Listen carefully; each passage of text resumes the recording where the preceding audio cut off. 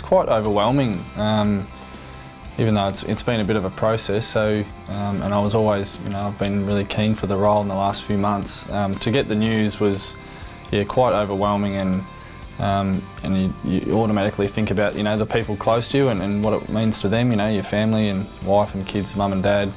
But also, like you say, the history of the footy club and the reverence, I've got for not just the club but for the role of the captain. Yeah, it's a big honour. Yeah, I think, because I've played for, quite a long time, it's 15, 16 years now. Over that journey, I've made a lot of mistakes, but I feel like I've learnt a lot from those mistakes, and I think with that gives, useful experience to the younger guys we've got coming through.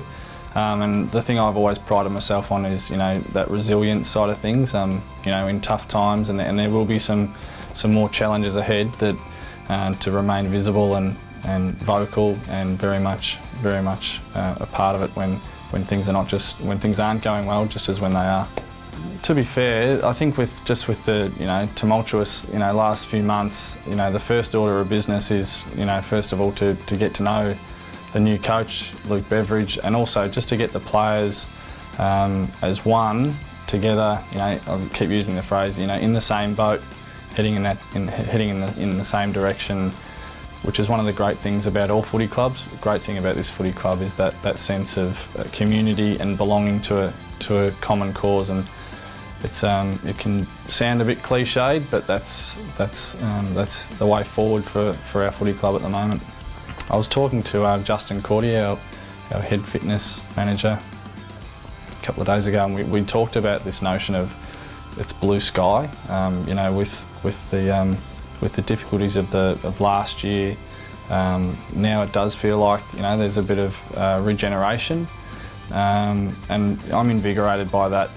Just the first week back at training, as you would expect, there would be a bit of bubbly sort of energy around the place, but it does feel like a new energy. There's a lot of new staff, there's a lot of new players, but it does feel like the energy source is shifted to the younger guys, and I just want to put all my energy into nurturing that and nurturing their thirst for how far they want to take it.